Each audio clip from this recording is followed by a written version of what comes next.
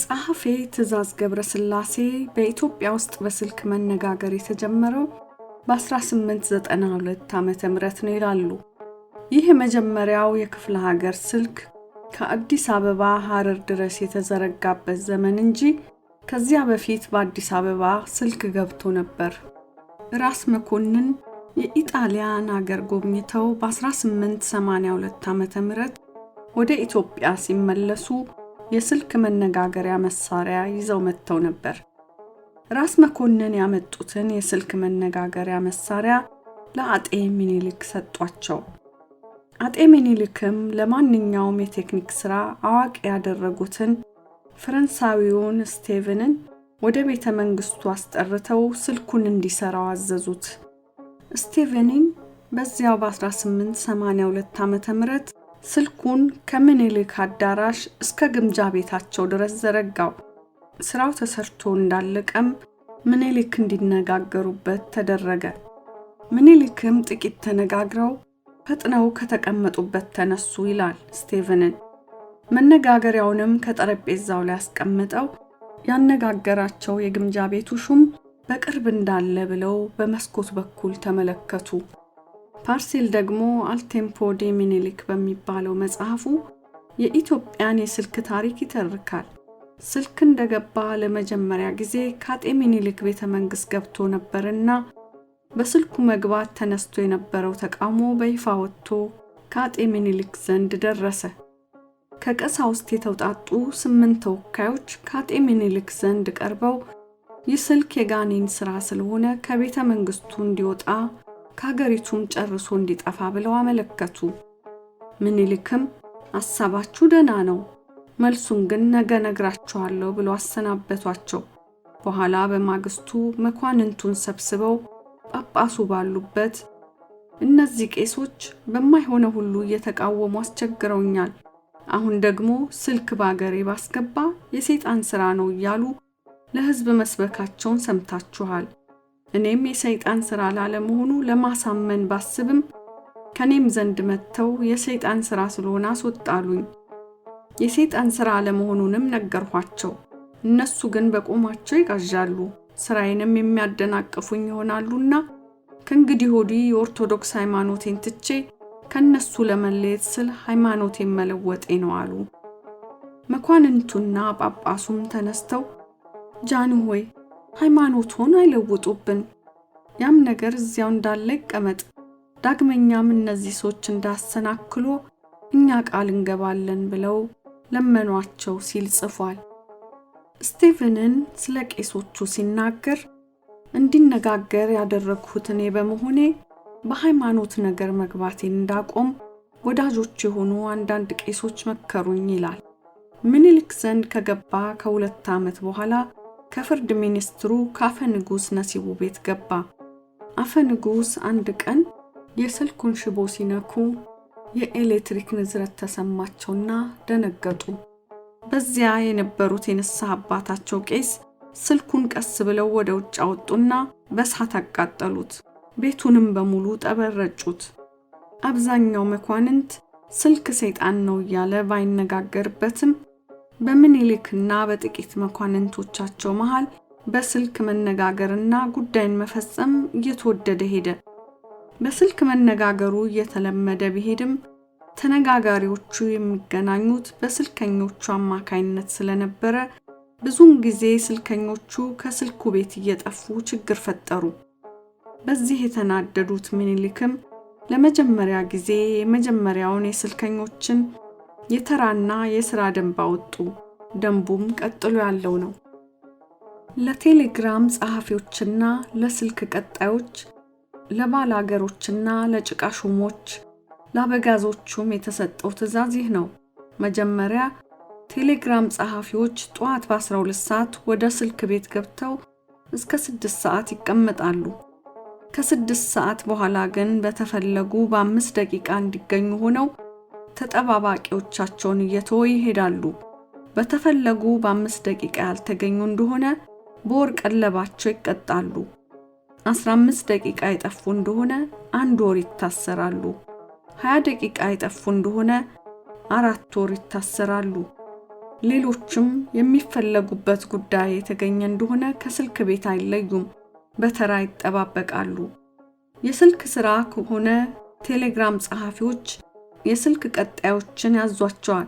ስልክ ቀጣዮችም ጧት በአንድ ሰዓት ስልክ ቤት ይገባሉ፣ ማታ በ2 ሰዓት ይወጣሉ። ሌሊትም በተራ ይጠብቃሉ።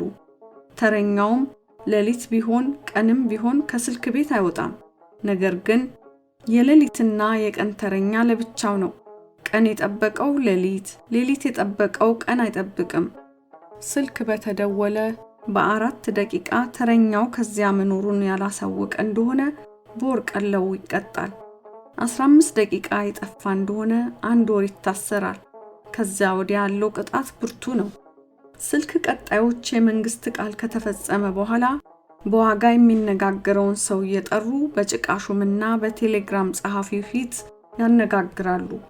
ዋጋውንም እየተቀበሉ በቴሌግራም ጸሐፊዎች መዝገብ እየተጻፈ በጭቃ ሹም እጅ ይቀመጣል።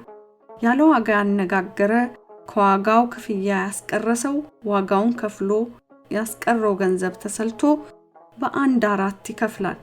ደግሞ ጭቃ ሹሙና ቴሌግራም ጸሐፊው ሳያዩ ስልክ ቀጣዮች ዋጋ የተቀበሉ እንደሆነ በ1/4 ይከፍላሉ።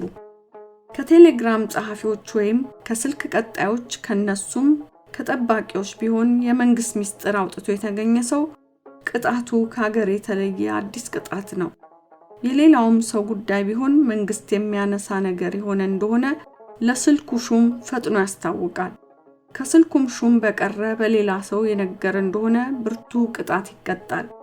የቴሌግራም ዋጋ በ20 ቃል 1 ብር፣ በ10 ቃል አላድ፣ በ5 ቃል ሩብ ነው። ደግሞ በቴሌፎን የሚነጋገር ሰው ዋጋ በ10 ደቂቃ 1 ብር፣ በ5 ደቂቃ አላድ፣ በ2 ደቂቃ ሩብ ነው። ከስልክ ቀጣዮችና ከቴሌግራም ጸሐፊዎች ጋር ከስልክ ቤት እየዋለ የስልክን ዋጋ እየተቀበለ የሚያስቀምጥ ጭቃ ሹም የሻለቆች ይሰጣሉ። ጭቃ ሹሙም ጠዋት በ12 ሰዓት ስልክ ቤት ይገባል፣ ማታ በ12 ሰዓት ከስልክ ቤት ይወጣል። ስልኩ የተቆረጠ እንደሆነ ስልክ ቀጣዮች ሳያስቀጥሉ አይውሉም። የስፍራው ርቀት የታወቀ ሩቅ ካልሆነ በቀር በመሬታቸውም ስልክ የተተከለባቸው ባላገሮች ስልኩን በስርዓት ይጠብቃሉ። እሳት እንዳይበላውና ከብት እንዳይጥለው ስልኩ የተቆረጠ እንጨት የወደቀ እንደሆነ ያን ጊዜውኑ ለጭቃ ሹሙ ያስታውቃሉ። ያላስታወቁ የሆነ እንደሆነ ግን በቀኑ ልክ 10 ብር መቀጫ ይሰጣሉ እስከ 2 ጊዜ። በሶስተኛው ርስታቸው ይነቀላል። የዚህም የመቀጫ ብር በቴሌግራም ጸሐፊ መዝገብ እየተጻፈ በጭቃ ሹም እጅ ይቀመጣል። ጭቃ ሹሞቹ ባላገሮች ስልክ ተቆርጧል ወይም እንጨቱ ወድቋል ብለው ሲነግሯቸው ስፍራው ቅርብ እንደሆነ እስከ 1 ሰዓት ለስልክ ቀጣዮች ያስታውቃሉ። የራቀ እንደሆነ እስከ 12 ሰዓት ያስታውቃሉ። ያላስታወቁ እንደሆነ ግን እንደ ስፍራው ርቀት በቀኑ ቁጥር 20 ብር መቀጫ ይሰጣሉ።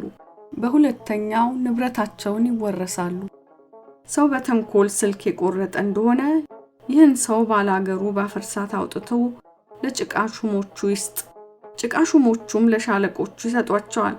በመንግስት ፈቃድ ይሰቀላል።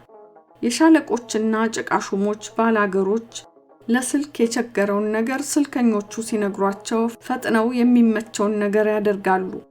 ለማድረግ የማይመቻቸውን ፈጥነው ለመንግስት ሹም ያስታውቃሉ። ይህን ሰምተው ዝም ብለው የመንግስት ሥራ የቀረ እንደሆነ በመጀመሪያ 500 ብር፣ በሁለተኛው 1000 ብር መቀጫ ይሰጣሉ። በሶስተኛው ሹማምንቶቹ ሹመታቸው ይሻራል። ባላገሮቹም ንብረታቸውን ያጣሉ። ስልክ ቀጣዮቹ ስልክ በሚቀጠልበት ሀገር የስልክ እንጨትና መሰላል ባላገሮች ያቀርቡላቸዋል። ቀጥለውም እስኪሄዱ ራትና ምሳ ጭቃ ሹሞቹ ይሰጣሉ። ስልክ ቀጣዮች ውሃ የሞላባቸው እንደሆነ ከብትም ከመንገድ የጠፋባቸው እንደሆነ ወይም የሞተባቸው እንደሆነ ጭቃ ሹሞቹ ከብት ያውሷቸዋል፣ በዋናም ያሻግሯቸዋል። ስልክ ቀጣዮችና ቴሌግራም ጸሐፊዎች በተራቸው ቀን አይከሰሱም። ቅጣትም የተገኘባቸው እንደሆነ የስልክ አለቃው ሰምቶ ይቀጣሉ። ቀለባቸውንም ቴሌፎን ከተተከለበት ስፍራ ይቀበላሉ። ጌታ ከሌለውና ጠባቂ ከሌለው መሬት የተተከለውን ስልክ የሚጠብቁ ጭቃ ሹሞች ናቸው። ውድማ ይሆን እንደሆነ ግን የሻለቃው ይጠብቅለታል። ለስልክ መቀጠያ 4 በቅሎ ከነመሳሪያው የሻለቃ ይሰጣል። ቴሌፎን ከተተከለበት አጠገብ እንዳይከሱ ያበላ ያስቀምጣል። እነዚህንም በቅሎች እንዳይከሱባቸው ተጠንቅቀው ያበላሉ። በቅሎቹ የከሱባቸው እንደሆነ በአንድ በቅሎ 2 በቅሎ ይከፈላል። በእነዚህ በቅሎች የመንግስት ትዕዛዝ የሚፈጽሙ ስልክ ቀጣዮች ትዕዛዛቸውን አድርሰው ሲመለሱ በቅሎቹን እዚያው ከሚበሉበት ቦታ እየመለሱ ያስረክባሉ። ከቤታቸውም አያውሉም አያሳድሩም ከመንግስት ትዕዛዝ በቀር። እነዚህን በቅሎች ስልክ ቀጣዮች ለጉዳያቸው የተመላለሱባቸው እንደሆነ በመጀመሪያ 10 ብር፣ በሁለተኛው 20 ብር ይከፍላሉ። በሶስተኛው ብርቱ ቅጣት ይቀጣሉ። በቅጣት የሚሰበሰበው ገንዘብ ብርም ቢሆን በቅሎም ቢሆን በቴሌግራም ጸሐፊዎች መዝገብ እየተጻፈ በጭቃ ሹሙ እጅ ይቀመጣል። ግንቦት 13 ቀን 1898 ዓመተ ምህረት አዲስ አበባ ከተማ ተጻፈ። ምኒልክ ይህን ደንብ ካወጡ በኋላ በ1899 ዓመተ ምህረት በጥቅምት ወር ማዕከላዊ የቴሌፎንና ቴሌግራፍ መስሪያ ቤት ተቋቋመ። በአገሪቱ ውስጥ በነበረው የእንጨት ችግር ምክንያት የስልክ ሽቦ የሚዘረጋው በየዋርካው ዛፍ ላይ ሁሉ በማሰር ነበር። በአንዳንድ ቦታም የተተከለው የስልክ እንጨት ጠንካራ ባለመሆኑ የስልኩ ሽቦ ከነንጨቱ እየወደቀ ከባድ ችግር ፈጠረ። ለመጀመሪያ ጊዜ ከአዲስ አበባ ሐረር ድረስ የተዘረጋው የስልክ መስመር ገና ወረቱ ሳያልቅለት ሽቦ መሬት ተኛ። በዚህ ምክንያት የስልኩ መገናኛ ስለተቋረጠ አጤ ምኒልክ ለፊታውራሪ በንቴ አንድ ደብዳቤ ጽፈው ለስልኩ ሽቦ ጥበቃ እንዲደረግ አዋጅ እንዲነገር አዘዙ። ደብዳቤውና የአዋጁ ቃል የሚከተሉት ናቸው።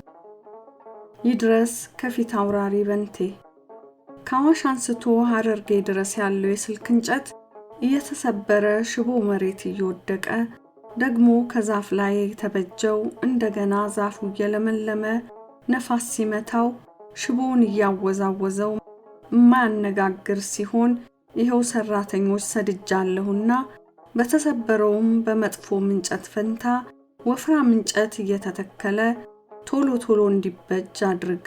ተሰርቶ እስኪያልቅ ድረስ የሻለቃው በየአገሩ አብሮ ቶሎ ቶሎ ያስተክል። በዚህ ነገር በጣም በርታ አደራህን። ደግሞ የስልኩ ነገር ይኸው የአዋጅ ቃል ሰድጄልሃለሁና ስልኩ በየተተከለበት አገር ሁሉ በየሻለቃው እንድታስነግር ይሁን። የካቲት 11 ቀን 1900 ዓመተ ምህረት አዲስ አበባ ከተማ ተጻፈ። ሞአንበሳ ዘእምነገደ ይሁዳ ዳግማዊ ምኒልክ ንጉሠ ነገሥት ዘኢትዮጵያ።